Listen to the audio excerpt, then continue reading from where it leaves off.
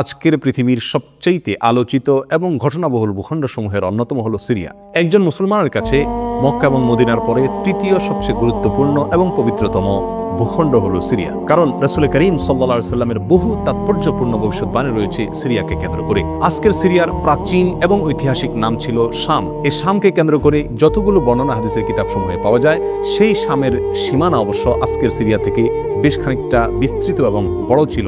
Syria, Jordan, ফিলিস্তিন এবং Lebanon এই দেশগুলো মিলে ছিল তখনকার শাম।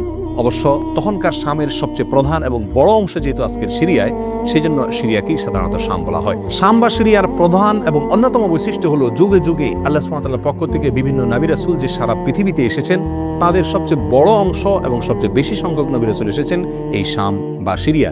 শাম বা সিরিয়া এটাই কিয়ামতের ময়দান হবে। কিয়ামতের দিন লোকেরা এখানেই সমবেত হতে থাকবে।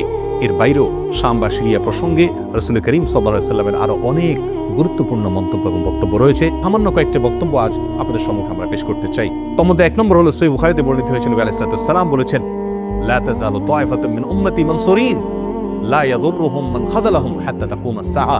অর্থাৎ আমার উম্মতের মধ্যে একটা বিশেষ শ্রেণী, বিশেষ কিছু লোক থাকবে, একটা দল থাকবে যারা সত্যের পক্ষে লড়াই করতে থাকবে, আল্লাহর সাহায্য তাদের সঙ্গে থাকবে এবং তারা এই সত্যের পক্ষের লড়াইকে অব্যাহত রাখবে কিয়ামত কায়েম হওয়া পর্যন্ত। তাদেরকে যারা পর্যদস্ত করতে চায়, অপমান করতে চায়, ক্ষতি করতে চায়, তাদের কেউই তাদের কোনো ক্ষতি করতে পারবে না। এই হাদিসে নবী আলাইহিস সালাম যে দলটির কথা বলেছেন, যারা সাহায্য প্রাপ্ত হবেন আল্লাহর পক্ষ থেকে এবং যারা অটল অবিচল থাকবেন সত্যের উপরে কিয়ামত পর্যন্ত, যাদেরকে কেউ অপদস্থ করতে পারবে না, সেই দলটি কারা এবং তাদের অবস্থান কোথায় হবে, এই প্রসঙ্গে সহিহ বুখারীতে নবী আলাইহিস সালামের একাধিক সাহাবায়ে কেরামের মন্তব্য রয়েছে, যারা বলেছেন যে এখানে যে দলটির কথা বলা হয়েছে তারা হলেন সিরিয়ায় অবস্থানকারী হবেন এবং এটা হবে কিয়ামতের ঠিক আগ মুহূর্তে। তাবরানির এক বর্ণনা নবী আলাইহিস সালাম নিজেও বলেছেন আল্লাহর সাহায্যপ্রাপ্ত সেই দলটি থাকবে সিরিয়ায় বা শামে। সিরিয়া প্রসঙ্গে দ্বিতীয় হাদিসটিও বর্ণিত হয়েছে সহিহ বুখারীতে। বিখ্যাত সাহাবী আব্দুল্লাহ ইবনে ওমর রাদিয়াল্লাহু তাআলা আনহু বলেছেন, রাসূল করিম সাল্লাল্লাহু আলাইহি ওয়াসাল্লাম ইরশাদ করেছেন, আল্লাহুম্মা বারিক লানা ফি শামিনা ওয়া ফি ইয়ামানিনা। অর্থাৎ আল্লাহ আমাদের সিরিয়ায়, আমাদের ইয়ামানে আপনি বরকত দান করুন। এই কথা বলার পরে উপস্থিত লোকেরা বলল, ইয়া রাসূলুল্লাহ ওয়া ফি নাজদিনা, আমাদের নজদেও আল্লাহ বরকত দান করুন, সেই দোয়া করুন আপনি। নবী আলাইহিস সালাম তাদের কথায় কর্ণপাত না করে আবারও বললেন, আল্লাহুম্মা বারিক লানা ফি শামিনা ওয়া ফি ইয়ামানিনা। লোকেরা আবারও বললেন, ওয়া ফি নাজদিনা, আমাদের নজদেও। নবী আলাইহিস সালাম তখনও একই কথার পুনরাবৃত্তি করলেন এবং পরিশেষে বললেন, নাজদ সেই জায়গায় তো ফিতনা ফাসাদ হবে, সেখানে তো হত্যা, মারামারি, খুনাখুনি হবে, সেখানে তো ভূমিকম্প দেখা দিবে এবং সেখান থেকে তো শয়তানের শিং উত্থিত হবে, সেখান থেকে তো শয়তানের শিংয়ের আবির্ভাব ঘটবে, বের হবে। এখানে নাজদ বলতে কোন এলাকাকে বোঝানো হয়েছে, এ প্রসঙ্গে মুহাদ্দিসিন ইকরামের বেশিরভাগের মন্তব্য হলো নাজদ বলতে ইরাককে বোঝানো হয়েছে। নাজদ বলা হয় উঁচু অঞ্চলকে, আরবের বিভিন্ন অঞ্চলকে নাজদ বলা হয়। হেজাজ এটাকেও নাজদ বলা হয়, যেটা সৌদি আরবের ভিতরে, আর ইরাককেও নাজদ বলা হয়। সহিহ বুখারীর বিশ্ববিখ্যাত ব্যাখ্যাতা আল্লামা কিরমানী রাহিমাহুল্লাহ এবং আল্লামা খাত্তাবী রাহিমাহুল্লাহ এবং আল্লামা ইবনে আব্দুল বার রাহিমাহুল্লাহ সহ অনেক বড় বড় মুহাদ্দিসিন ইকরাম এবং হাদিসবিদগণ মন্তব্য করেছেন যে হাদিসের শেষ অংশে নবী আলাইহিস সালাম যে নাজ প্রসঙ্গে মন্তব্য করেছেন, সেখানে নাজ বলতে ইরাককে বোঝানো হয়েছে। হাদিসের সবচেয়ে বড় সমাহার কানজুল আমালে আবু নাঈমে বর্ণিত নবী আলাইহিস সালামের এক হাদিসে পরিষ্কারভাবে নবী আলাইহিস সালাম নিজেই বলে দিয়েছেন এখানে নাজ বলতে ইরাককে বোঝানো হয়েছে। যাই হোক, এই হাদিস থেকে আমরা বুঝতে পারলাম বরকত নবী আলাইহিস সালাম চেয়েছেন আল্লাহর কাছ থেকে এই শাম বা সিরিয়ার জন্য। তাহলে এই শাম বা সিরিয়া এটা গুরুত্বপূর্ণ একটি জায়গা এবং নবী সাল্লাল্লাহু আলাইহি ওয়াসাল্লামের কাছে খুবই প্রিয়, আল্লাহর কাছে খুবই তাৎপর্যপূর্ণ একটি ভূখণ্ড।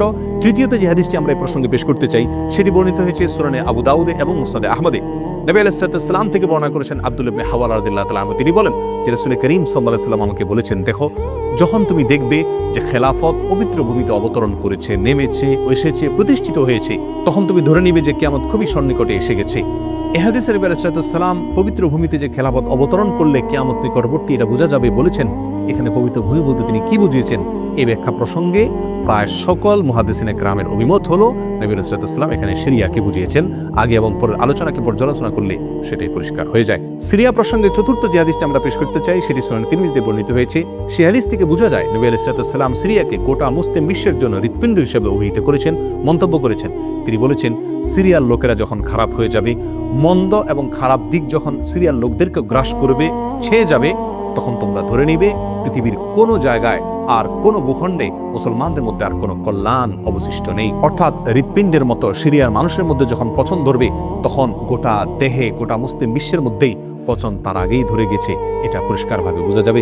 এই হাদিস থেকেও সিরিয়া অত্যন্ত গুরুত্বপূর্ণ ভূখণ্ড, সেটা পরিষ্কারভাবে আমরা বুঝতে পারি। সিরিয়া প্রসঙ্গে 5 নম্বর হাদিসটি বর্ণনা করেছেন আবু হুরায়রা রাদিয়াল্লাহু তাআলা আনহু, আর এটি বর্ণিত হয়েছে সুনানে ইবনে মাজাহ। নবী আলাইহিস সালাম বলেছেন, একটা সময় আসবে যখন গোটা বিশ্বে বড় বড় যুদ্ধ বিগ্রহ সংগঠিত হবে, বিশ্বজুড়ে যখন বড় বড় যুদ্ধ দেখা দিবে, তখন মাওয়ালিদের অর্থাৎ নমুসলিমদের একটি দল আল্লাহর পক্ষে, সত্যের পক্ষে, আল্লাহর দ্বীনের জন্য লড়াই করতে থাকবে, এবং তখনকার আধুনিক যত অস্ত্রশস্ত্র এগুলিতে তারা সজ্জিত থাকবেন এবং সত্যের পক্ষে লড়াই করতে থাকবেন। তাহলে চরম সংকটময় পরিস্থিতিতে আল্লাহ সুবহানাহু ওয়া তাআলার একটা বিশেষ সাহায্য এবং অনুগ্রহ আমরা দেখতে পাচ্ছি, আর সেটা অবতীর্ণ হবে, সেটা নাজিল হবে এই সিরিয়ার দামেস্ক নামক শহরে। নাম্বার 6, সিরিয়া প্রসঙ্গে নবী আলাইহিস সালামের আরেকটি তাৎপর্যপূর্ণ ভবিষ্যদ্বাণী রয়েছে, যেটি বর্ণিত হয়েছে সহিহ মুসলিমে। বর্ণনা করেছেন সাহাবী নওয়াস ইবনে সুমাআন রাদিয়াল্লাহু তাআলা আনহু। তিনি বলেছেন, নবী আলাইহিস সালাম একবার দাজ্জাল প্রসঙ্গে দীর্ঘ এবং বিশদ আলোচনা করলেন। একটা পর্যায়ে এসে তিনি বললেন, কিয়ামতের পূর্বে আল্লাহর নবী ঈসা আলাইহিস সালাম যে আসমান থেকে অবতরণ করবেন পৃথিবীতে, তিনি অবতরণ করবেন মূলত সিরিয়ার দামেস্ক নামক শহরের, বর্তমান যে রাজধানী সেই দামেস্ক শহরের পূর্ব অঞ্চলের একটি উঁচু এবং সাদা মিনারায় তিনি অবতরণ করে দুনিয়াতে আসবেন।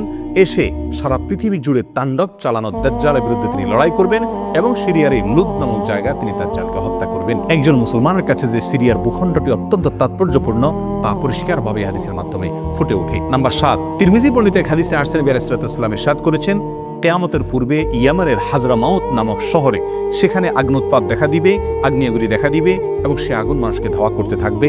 সেই পরিস্থিতি আসলে কিয়ামতের ঠিক পূর্ব মুহূর্তে আমরা কি করব, এই প্রসঙ্গে সাহাবায়ে কেরাম নবী আলাইহিস সালামের কাছে দিক নির্দেশনা চাইলে তিনি বললেন, আলাইকুম বিশাম, তোমরা শাম বা সিরিয়ায় গিয়ে আশ্রয় নিবে। অন্য এক হাদিসে আসছেন, নবী আলাইহিস সালাম বলেছেন, একটা সময় আসবে যখন 3টা জায়গায় একসঙ্গে যুদ্ধ চলবে, সিরিয়ায় এবং ইয়েমেনে এবং ইরাকে।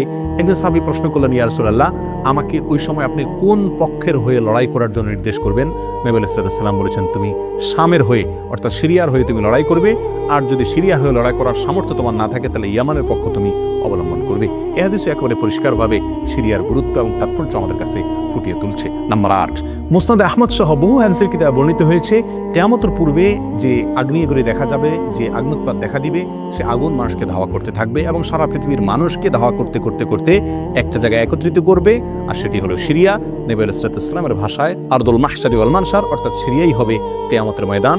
কিয়ামতের সময় সারা পৃথিবী থেকে মানুষ সমবেত হয়ে এই সিরিয়াতেই একত্রিত হতে থাকবে। নম্বর 9, নবী আলাইহিস সালাম আরেক হাদিসে বলেছেন, মালায়েকাতুল্লাহি বাসিদু আজনিহাতাহুম আলা শাম, আল্লাহর ফেরেশতাগণ সিরিয়ার উপরে তাদের ডানাকে ছেয়ে আছেন অথবা ছেয়ে থাকবেন। এই হাদিস থেকেও শাম বা সিরিয়া গুরুত্ব করে পরিষ্কারভাবে ফুটে ওঠে। নাম্বার 10, এখানে যে আসছেন নবী আলাইহিস সালাম তার এক স্বপ্নের বিবরণ দিতে গিয়ে বলছেন যে, আমি একবার শুয়েছিলাম, দেখলাম আমার মাথার নিচ থেকে আল্লাহর কিতাবকে ছিনিয়ে নিয়ে যাওয়া হলো এবং সেটাকে যখন নিয়ে যাওয়া হচ্ছে আমি তাকিয়ে থাকলাম কোথায় নিয়ে যাওয়া হচ্ছে।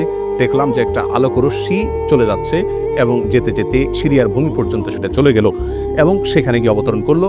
এরপর নবী আলাইহিস সালাম বললেন, আলা ইন্নাল ঈমানা ইযা ওয়াকাআতিল ফিতানু বিশাম, অর্থাৎ যখন সারা পৃথিবীতে ফিতনা ফাসাদ ছেয়ে যাবে তখন ঈমানের ঠিকানা হবে সিরিয়ায়, আর ঈমানদারদের আশ্রয়স্থল হবে, শেষ ভরসা হবে সিরিয়া।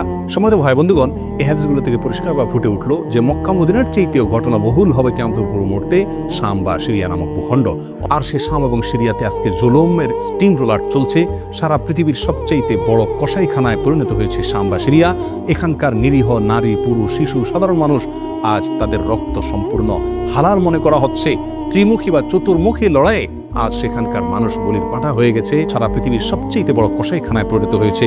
সেখানকার নারী, পুরুষ, সাধারণ মানুষ সকলের আর্তনাদে আকাশ বাতাস ভারী হয়ে উঠছে। জালেম অত্যাচারীদের জুলুমে সেখানে রক্তের গঙ্গা, রক্তের বন্যা আজকে বয়ে চলেছে। আল্লাহ সুবহানাহু ওয়া তাআলা আমাদেরকে ক্ষমা করুন। আমাদের অক্ষমতা, আমাদের অপারগতা, আমাদের অলসতা, আমাদের উদাসীনতা, আমাদের দায়িত্বহীনতা এর জন্য না জানো আল্লাহর গজব আমাদের উপরে, আল্লাহর আযাব না যেন আমাদের উপরে নাজিল হয়। আজ সারা বিশ্ব বিবেক নীরব হয়ে আছে, মুসলিম বিশ্ব পর্যন্ত নীরব দর্শকের ভূমিকা পালন করছে।